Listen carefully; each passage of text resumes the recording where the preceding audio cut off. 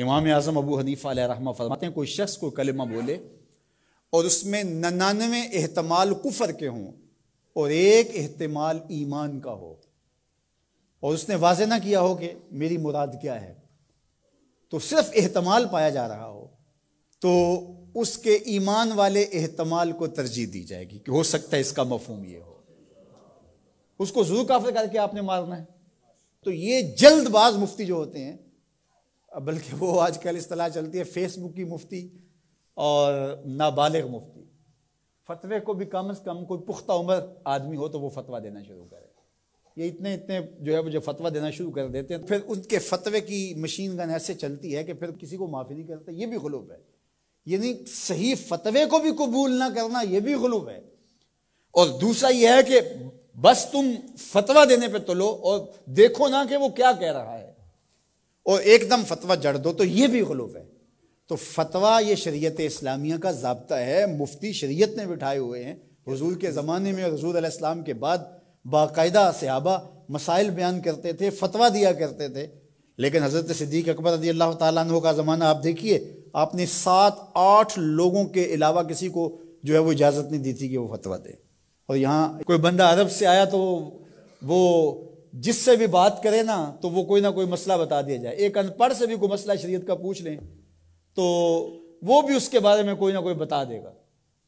اور اسی طرح کوئی مرض ہو، وہ آج کل وہ کرونا وائرس چل رہا ہے نا، تو اس کے اتنے علاج آگے ہیں کہ ابھی تک جو دنیا کے ماہرین بیٹھے ہیں سر جوڑ کے، ان کو بھی نہیں پتا جو علاج یہاں موجود ہیں۔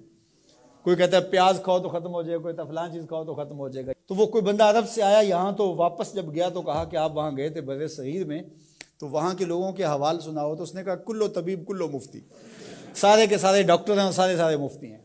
فتویٰ بھی ہر بندہ دیتا ہے اور ہر بندہ جو ہے وہ کوئی نہ کوئی نسخہ بھی بتا دیتا ہے۔ میں ایک دن لڑکوں کو بتا رہا تھا کہ میں شوگر کی وجہ سے، وہ ظاہر ہے یہ ایک ایسا مرض ہے کہ جو ظاہر ضرور ہو جاتا ہے، کہیں چائے ہو تو جی یا اس میں چینی نہ ڈالنا، یہ چیز نہ دینا، تو پتہ چل جاتا ہے شوگر ہے۔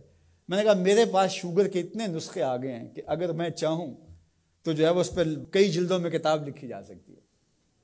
تو یہ نہیں ہے، یہ اسی کا حق ہے جو اللہ کے محبوب علیہ الصلوۃ والسلام نے صحابی سے فرمایا کہ جاؤ فلاں ڈاکٹر اس زمانے کا طبیب تھا، فرمایا اس کے پاس جاؤ، وہ تمہیں کھجوریں دے گا۔ یعنی علاج بھی خود بتایا، لیکن فرمایا اس کے پاس جاؤ۔ اللہ اکبر، یہ میرے حضور نے راہ عمل دیا۔ اور اگر میرے حضور اس کے پاس نہ بھیجتے، کسی ڈاکٹر کی دکان ہی نہ چلتی، کسی حکیم کا کاروبار ہی نہ چلتا، تو تم میڈیکل سٹور سے لے کر دوائی نہیں کھا سکتے، تمہیں ڈاکٹر اور طبیب کے پاس جا کے جو ہے وہ لینا پڑے گا۔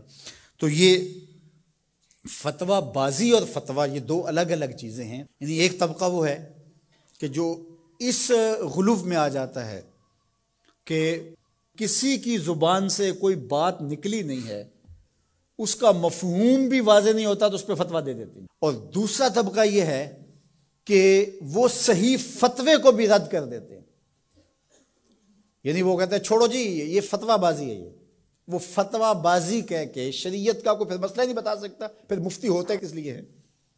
تو مفتی کا تو کام فتویٰ دینا ہے، جہاں غلطی ہوگی تو وہ بولے گا کہ یہ غلطی ہوئی ہے، اس کی اصلاح کی جائے۔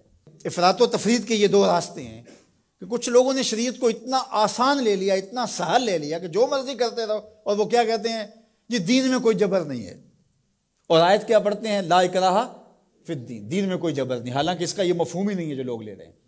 اس کا مفہوم یہ ہے، قرآن کی پوری آیت پڑھیں، لا اکراہ فی الدین قد تبین الرشد من الغی، کہ حق اور باطل واضح ہو گیا، یہ کفر ہے یہ اسلام ہے، تو جب واضح ہو گیا تو کوئی جبر نہیں، کوئی اسلام لانا چاہتا ہے تو لے آئے۔ بندوق رکھ کے کسی کی گردن پہ یا تلوار رکھ کے نہیں کہا جائے گا کہ تو کلمہ پڑھ ورنہ تجھے کاٹ دوں گا، یعنی جبرن کسی کو مسلمان نہیں کیا جائے گا۔ قد تبین الرشد من الغی، حق اور باطل کے راستے واضح ہو گئے۔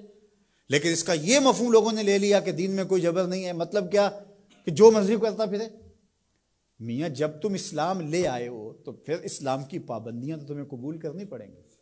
تم کسی بھی ملک میں جاتے ہو تو اس کے قوانین کیا تم وہاں فالو نہیں کرتے ہو؟ اگر نہیں کرو گے تو چالان ہوگا یا نہیں ہوگا؟ جب آپ نہیں گئے تھے تو آپ پابند نہیں تھے، آپ کسی کالج میں، یونیورسٹی میں، کسی ادارے میں آپ داخلہ ہی نہیں لیتے تو آپ کو کوئی پوچھے گا ہی نہیں۔ جب داخلہ لے لیا تو پھر اگر لیٹ آئے تو پھر بھی سرنش ہوگی، وقت سے پہلے چلے گئے پھر بھی پکڑ ہوگی، اس لیے کہ اب تم داخل ہو۔ جب تم اسلام میں نہیں تھے تو لا اکراہ فی الدین، لیکن جب تم نے کلمہ محمد عربی کا پڑھ لیا ہے تو پھر تمہیں نماز بھی پڑھنی ہوگی، تمہیں روزے بھی رکھنے ہوں گے، اور تمہیں شریعت کے احکام کو اپنے اوپر نافذ کرنا ہوگا۔